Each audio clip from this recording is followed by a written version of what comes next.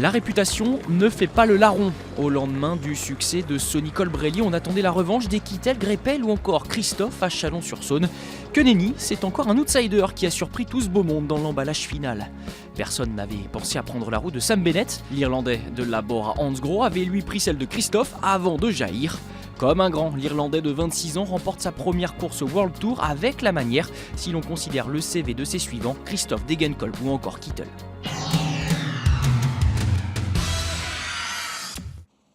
La route des vins de Bourgogne au programme des 190 km de la 3e étape vers Chalon-sur-Saône. Le ciel offre enfin du répit aux 167 rescapés après 2 premiers jours marqués par une météo apocalyptique. De quoi revoir un scénario un peu plus conforme aux étapes de plaine avec une échappée qui se forme dès le baisser de drapeau. 3 hommes la composent. 2 Français, Pierre Latour d'AG2R La Mondiale, Romain Combaud de la Delco Marseille et l'Américain Ben King, membre de la Dimension Data. Ces 3 néophytes du Paris-Nice vont vite creuser un écart substantiel, environ 8 minutes à hauteur du ravitaillement, face à un peloton dont les cadors comme Alberto Contador ont bien envie de souffler. Mais les sprinteurs vont vite faire passer les consignes sur ce qui pourrait bien être l'une des dernières occasions de briller. Greipel, Christophe ou encore le maillot jaune Arnaud Démare font rouler leurs équipes respectives.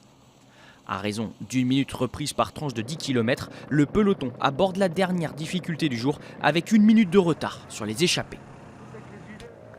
Leur temps à l'avance semble compter. Pierre Latour s'offre un baroud en passant en tête au sommet de la côte de Charosset, classé en 2e catégorie, sans que cela n'empêche son compatriote Romain Hardy de conserver la tunique à pois rouge. Latour est rejoint par son compatriote Romain Combaud dans la descente. Loin d'être résigné, le tandem franco-français va éprouver la résistance du peloton jusqu'à la flamme rouge. Frustrés d'être repris après 189 km d'échappée, les duettistes vont regarder le sprint final se dérouler sous leurs yeux. Comme la veille, c'est une grosse cote, Sam Bennett, qui s'impose avec un vélo d'avance sur la concurrence.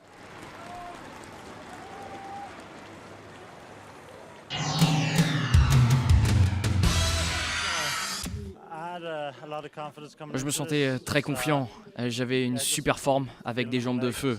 Oui, j'avais beaucoup de... Oui, exactement. Ça a été un week-end très dur.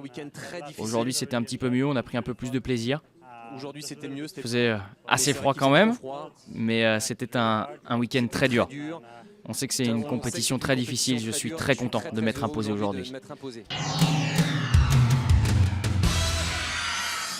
Deuxième des 2 premières étapes, Alexander Christophe et John Degenkolb se contentent à nouveau d'accessite.